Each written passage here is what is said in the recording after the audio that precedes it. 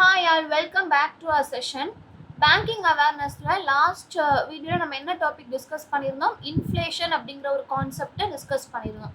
So இன்ஃப்ளேஷன்னா என்ன, types of inflation, கேலோப்பிங் இன்ஃப்ளேஷன்னா என்னது, ஸ்டாக்ஃப்ளேஷன்னா என்னது, டீஃப்ளேஷன் எதனால வருது, இன்ஃப்ளேஷனோட காசஸ் என்ன, அதாவது டிமாண்ட் புஷ்ஷா காஸ்ட் புல்லா, இந்த மாதிரி என்ன பண்ணியிருந்தோம், இன்ஃப்ளேஷனை ஃபுல் அண்ட் ஃபுல்லாக நம்ம வந்து கவர் பண்ணியிருந்தோம். ஸோ அதோடைய கண்டினியூஷனாக இன்னைக்கு நம்ம என்ன பார்க்க போகிறோம் அப்படின்னா, நெகோஷியபிள் இன்ஸ்ட்ருமெண்ட்னா என்ன அப்படிங்கிறத வந்து நம்ம கவர் பண்ணலாம்.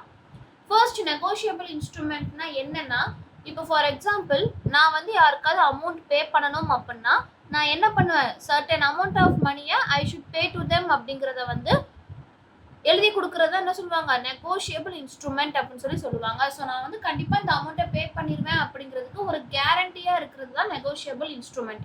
ஸோ இந்த நெகோஷியபிள் இன்ஸ்ட்ருமெண்ட் எப்படி பே பண்ணலாம்னா ரெண்டு டைப்பில் பே பண்ணலாம். ஒன்று வந்து எப்படி டிமாண்டில் பே பண்ணலாம், இல்லை அப்படின்னா இந்த பர்டிகுலர் டேட்டுக்குள்ளே நாங்கள் கொடுத்துருவோம் அப்படிங்கிறதையும் பே பண்ணலாம். ஃபார் எக்ஸாம்பிள் செக், ஓகேவா, செக்கில் வந்து எப்படி இந்த டேட்டுக்குள்ளே இது வந்து பாஸ் ஆயிடணும், இல்லை அப்படின்னா அந்த செக் வந்து என்ன ஆயிடும், வேலிட் இல்லாமல் போயிடும். ஸோ அதான் இந்த negotiable instrument.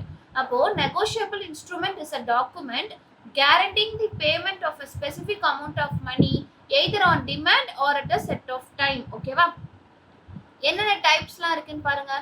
Bill of exchange, promissory note, DD, letter of credit and cheque. இதெல்லாமே என்னது, நெகோஷியபிள் இன்ஸ்ட்ருமெண்ட்டோட டைப்ஸாக இருக்குது. So first type bill of எக்ஸ்சேஞ்ச்னா என்னன்னு சொல்லி பார்க்கலாம். பில் ஆஃப் எக்ஸ்சேஞ்ச் வந்து யூஸ்வலாகவே எப்படி இருக்கும்னா, இட் இஸ் இந்த written format and it is not a request to pay the amount and it is an order to pay the amount. ஓகேவா, ரிட்டன் ஃபார்மேட்ல இருக்கும். அது எப்படி ஆர்டர் பண்ணுறது, நீங்கள் கண்டிப்பாக பே பண்ணணும் அப்படிங்கிறத ஆர்டராக சொல்கிறது தான் இந்த பில் ஆஃப் எக்ஸ்சேஞ்ச். ப்ரைமரிலி எதுக்கு யூஸ் பண்ணுவாங்க அப்படின்னா, இன்டர்நேஷ்னல் ட்ரேட் அப்போ யூஸ் பண்ணுவாங்க. For example, if there is a trade between India and Russia for a fighter jet. ஓகேவா, இந்தியா என்ன பண்ணுறாங்க, ரஷ்யா கிட்ட ஃபைட்டர் ஜெட் வாங்குறாங்க அப்படின்னா இதில் என்ன செய்வாங்க, பில் ஆஃப் எக்ஸ்சேஞ்ச் யூஸ் பண்ணுறாங்கன்னு சொல்லி வச்சுக்கலாம். ஓகேவா, so bill of exchange use பண்ணுறாங்க.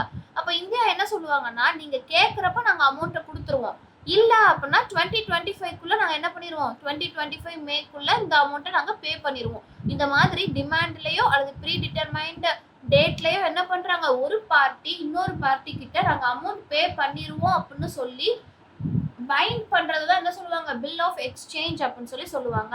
அப்போ bill of exchange is a written order used primarily in international trade that binds one party to pay a fixed sum of money to another party on demand or at a predetermined date. ஓகேவா, so இதோடைய features என்ன அப்படின்னா, எப்படி இருக்கணும், கண்டிப்பாக written ஃபார்மேட்டில் இருக்கணும். Bill of exchange is not a request and it is an order to pay. ஓகேவா, இது வந்து ரெக்வஸ்ட் கிடையாது, கண்டிப்பாக பே பண்ணணும் அப்படிங்கிறதுக்கான ஆர்டர். அது மாதிரி ட்ராயர், யார் வந்து பில் ஆஃப் எக்ஸ்சேஞ்சை மேக் பண்ணுறாங்களோ அவங்க என்ன பண்ணணும், கண்டிப்பாக சைன் பண்ணி கொடுத்துருக்கணும். அதே மாதிரி அந்த ஆர்டர் எப்படி இருக்கணும் அப்படின்னா, மணியை பே பண்ணுறதுக்காக மட்டும்தான் இருக்கணும். ஸோ மணி பேயபிள் வந்து எப்படி இருக்கணும், ரொம்ப வேகாக இருக்கக்கூடாது, சர்டைனாக இருக்கணும். பில் ஆஃப் எக்ஸ்சேஞ்ச் எப்படி இருக்கணும் அப்படின்னா, கண்டிப்பாக இந்த பர்டிகுலர் பர்சனுக்கு நம்ம மென்ஷன் பண்ணியிருக்கோம் இல்லையா அந்த இன்ஸ்ட்ருமெண்ட்ல, அவங்களுக்கு தான் பே பண்ணுற மாதிரி இருக்கணும். ஓகேவா, இல்லை அப்படின்னா அவர் சொல்லி பியரருக்கு வந்து பே பண்ணுற மாதிரி இருக்கணும். ஸோ இது இம்பார்ட்டண்ட்டான பாயிண்ட்ஸ்ன்னு சொல்லி பார்த்தோம்னா, இது கண்டிப்பாக ரிட்டன் ஃபார்மேட்டில் இருக்கணும். பில் ஆஃப் எக்ஸ்சேஞ்ச் எப்பயுமே ரெக்வஸ்ட் கிடையாது, it is an order. Drawer அல்லது மேக்கர் வந்து என்ன பண்ணணும், கண்டிப்பாக சைன் பண்ணியிருக்கணும் அப்படிங்கிறத ஞாபகம் வச்சுக்கணும். So promissory note, promissory note அப்படின்னா என்ன, ப்ராமிசரி நோட்டும் என்னது, it is a negotiable instrument தான். இதில் வந்து என்ன செய்வாங்க அப்படின்னா, பில் ஆஃப் எக்ஸ்சேஞ்ச் மாதிரி இல்லாமல் ஒரு பர்சன் வந்து என்ன செய்வாங்க, இன்னொரு பர்சன் கிட்ட இந்த பர்டிகுலர் டைம்குள்ள இல்லை நீங்கள் கேட்குறப்ப நாங்கள் என்ன பண்ணிடுறோம், கண்டிப்பாக அமௌண்ட்டை பே பண்ணிடுறோம் அப்படின்னு சொல்லி ஒரு ப்ராமிஸ் மாதிரி பண்ணி கொடுக்குறது தான் என்ன சொல்லுவாங்க, ப்ராமிசரி நோட் அப்படின்னு சொல்லி சொல்லுவாங்க. ஓகேவா, இப்போ செக், செக்னா என்ன, நம்ம யூஸ்வலாக யூஸ் பண்ணிக்கிட்டு இருக்கிற ஒரு இன்ஸ்ட்ருமெண்ட் தான் என்னது, செக். அப்போது a check is a document which orders a bank to pay a particular amount of money from a person's account to another individual's or company's account in whose name the check has been made or issued. என்ன சொல்ல வராங்க, செக்குன்றது என்னது, it's a negotiable instrument தான். இதுல வந்து யார் இப்ப நான் இருக்கிறேன் அப்படின்னா நான் என்ன பண்றேன், பேங்க் என்னோட பேங்க்குக்கு நான் ஆர்டர் கொடுக்குறேன். எப்படி ஆர்டர் கொடுக்குறேன், அந்த செக் வந்து நான் மிஸ்டர் எக்ஸ் அப்படிங்கிற ஒரு நேம்ல நான் செக் இஷ்யூ பண்றேன்னா நான் என்னோட பேங்க்குக்கு இப்போ மை செல்ஃப் நான் என்ன பண்றேன் அப்படின்னா என்னோட பேங்க்குக்கு நான் ஆர்டர் கொடுக்குறேன். அந்த செக்ல இருக்கிற பர்சனுக்கு அந்த செக்ல மென்ஷன் பண்ணிருக்கிற அமௌண்ட்டை என்னோட அக்கௌண்ட்ல இருந்து எடுத்து கொடுத்துருங்க அப்படின்னு சொல்லி நான் ஆர்டர் பண்றேன். ஸோ அந்த இன்ஸ்ட்ருமெண்ட்டுக்கு பேர் தான் என்னது, செக். ஓகேவா? the person writing the check known as drawer. அப்போ இந்த இடத்துல நான் மை செல்ஃப் தான் என்னது, drawer, that is the maker of the check. ஓகேவா? இப்போ டிடி டிமாண்ட் டிராஃப்ட்னா என்னது, demand draft is a type of the negotiable instrument used to transfer the money from one place to another. இப்போ நான் என்ன பண்றேன் அப்படின்னா ஒரு காலேஜ்க்கோ அல்லது ஏதோ ஒரு பர்டிகுலர் இன்ஸ்டியூட்டுக்கோ ஒரு பர்சனுக்கோ நான் என்ன பண்றேன், டிடி வந்து சென்ட் பண்றேன். அப்ப எதுக்காக சென்ட் பண்றேன், மணியை டிரான்ஸ்ஃபர் பண்றதுக்காக நான் சென்ட் பண்றேன். ஓகேவா? It making payment to the bank. இது வந்து என்ன பண்ணுவோம், நம்ம பேங்க்குக்கு தான் பேமெண்ட்டை மேக் பண்ணுவோம். Demand draft cannot be dishonored as the amount is paid beforehand. So demand draft என்ன பண்ண முடியாது, டிஸ்ஹானர் பண்ண முடியாது. Why? Because the amount is paid beforehand, முன்னாடியே பே பண்ணிடுறோம். அதே மாதிரி டிடியை வந்து யார் இஷ்யூ பண்ணுவாங்க அப்படின்னா பேங்க் தான் இஷ்யூ பண்ணுவாங்க. ஸோ டிடியோட மினிமம் அமௌண்ட் ஆஃப் மணி எவ்வளோனா 50,000 rupees. ஓகேவா? In case if I want to make a DD which is exceeding the amount of 50,000 அப்படின்னா அந்த பேமெண்ட்டோட நான் என்ன பண்ணணும், செக்கை வந்து அட்டாச் பண்ணணும். அதே மாதிரி பேன் நம்பரும் சேர்த்து கொடுக்கணும்.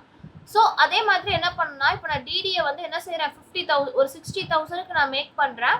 சென்ட்ரல் பேங்க்ல தான் என்ன பண்ணுறேன், டிடியை வந்து நான் எடுக்கிறேன் அப்படின்னா if my amount of payment is exceeding the 50,000 that is 60,000 here, so the DD can be cleared only by the branch of central bank. நான் எந்த பேங்க்ல வந்து டிடி எடுத்தனோ அதே பேங்க் பிரான்ச்ல தான் என்ன செய்ய முடியும், டிடியை கிளியர் பண்ண முடியும். ஸோ அந்த பேமெண்ட்டை என்ன செய்ய முடியாது, ஸ்டாப் பண்ண முடியாது. இப்போ லெட்டர் ஆஃப் கிரெடிட்னா என்னன்னா இப்போ என்ன பண்றேன், நான் வந்து என்ன செய்யறேன், இன்டர்நேஷனல் லெவல்ல எக்ஸ்போர்ட் பண்ணிக்கிட்டு இருக்கேன். எக்ஸ்போர்ட் பண்றப்போ என்னோட பேங்க்ல இருந்து என்ன செய்யறாங்கன்னா this particular person is trustworthy, creditworthy அப்படின்னு சொல்லி கேரண்டி கொடுக்கறது தான் என்னது லெட்டர் ஆஃப் கிரெடிட். பேங்க் சைட்ல இருந்து கொடுப்பாங்க. The letter of credit is also known as the documentary credit or banker's commercial credit. Is a payment mechanism used in international trade. எதுக்காக, to provide an economic guarantee from a credit worthy bank to an exporter of goods. ஓகேவா? இவங்க வந்து credit வர்த்தியான person அப்படின்னு சொல்லி என்ன பண்றாங்க, guarantee கொடுக்குறாங்க. So அதுதான் இந்த லெட்டர் ஆஃப் கிரெடிட். இப்போ டிராயினா என்ன, பேயினா என்னன்னு சொல்லி பார்க்கலாம். Drawee அப்படின்னா சிம்பிளா ஞாபகம் வச்சுக்கணும். If the person who is making the cheque, for example if I ஆம் மேக்கிங் த செக் தென் ஐ ஆம் தி drawee. அதே இது பேயினா யாருன்னா the person who is receiving that particular amount mention in that cheque. ஓகேவா? So drawee is a legal and banking term used to describe the party that has been directed by the depositor to pay a certain amount of money to a person presenting the check or draft. ஓகேவா? So யார் வந்து அந்த செக்கை make பண்றாங்களோ டிராஃப்டை make பண்றாங்களோ அவங்க தான் drawee. பேயினா என்னது, is a party in an exchange who receives the payment. So in case if my check describes the person Mr. X அப்படின்னா then Mr. X is the payee. ஓகேவா? So a payee is paid by cash, check or other transfer of medium by payer. So யார் வந்து அந்த particular அமௌண்ட்டை கொடுக்குறாங்களோ அதை receive பண்றவங்க தான் யாரு, பேயி அப்படின்னு சொல்லி முடிச்சாச்சு. ஓகேவா? So in this video we have discussed about negotiable instrument, what is negotiable instrument and what are all the types of negotiable instrument in a very brief manner. Okay va? So hope this session is useful and thank you for watching.